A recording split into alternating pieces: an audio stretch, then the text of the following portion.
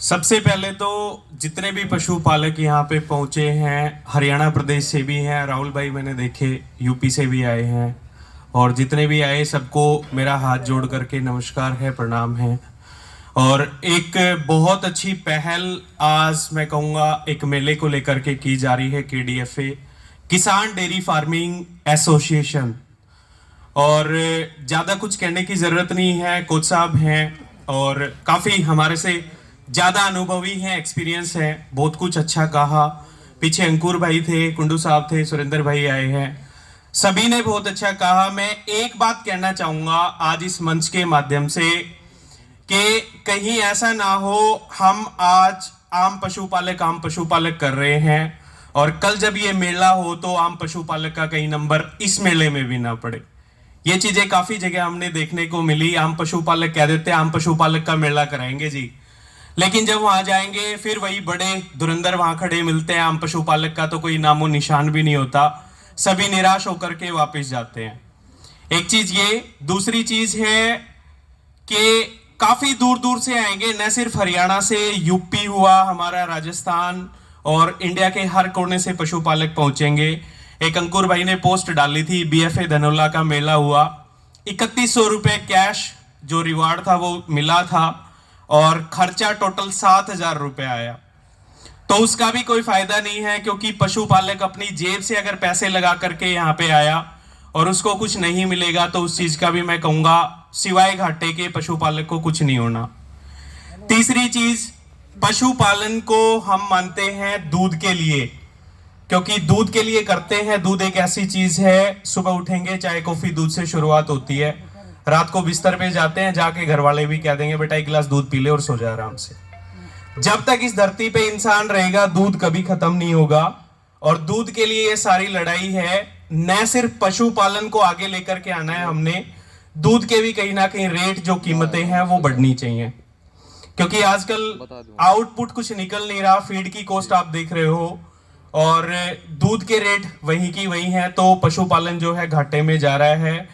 एक चीज और, मेला होता है भाईचारे का प्रतीक। मेले में हम सारे भाई जाते हैं, चाहे सोशल मीडिया आ गई या फिर जो पशुपालक हैं वो आ गए या फिर बड़े ब्रीडर्स आप कह लीजिए, सबसे मिले, सबके साथ बैठे, अपने विचार शेयर करें, साझा करें।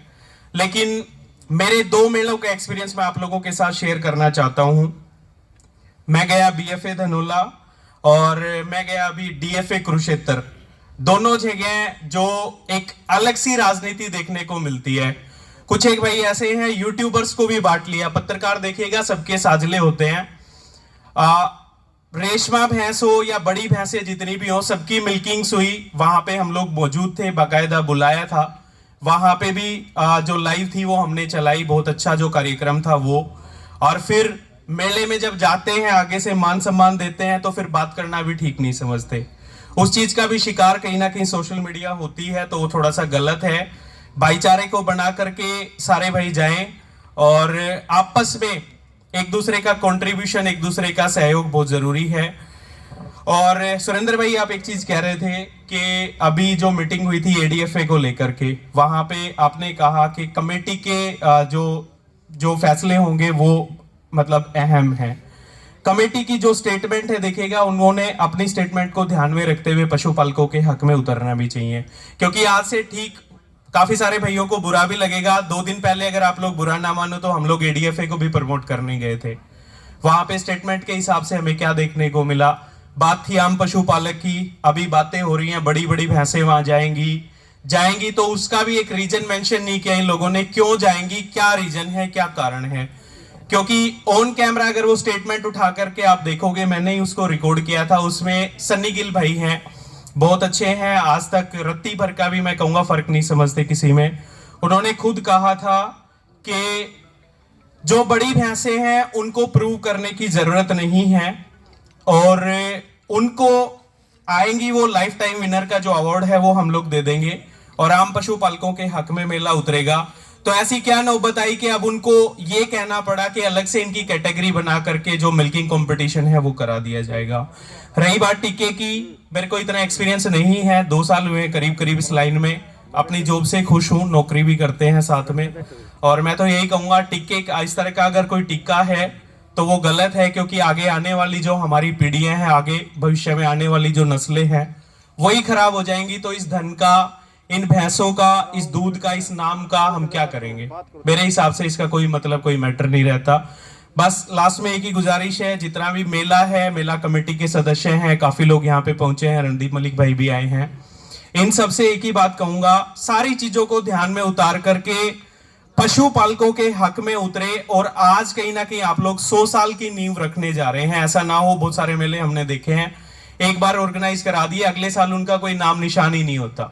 शुरुआत करते हैं कि जी हम हर साल मेला कराएंगे, अगली बार पता चले ना कमेटी मिलती, ना मेले का नाम मिलता, ना कमेटी के सदस्य मिलते, फायदा क्या उस चीज का? तो अगर करो, लड़ाई छेड़ दी तो लंबी छेड़ो, तन मन धन से हम लोग साथ हैं, पहले भी रहे हैं, आगे भी रहेंगे।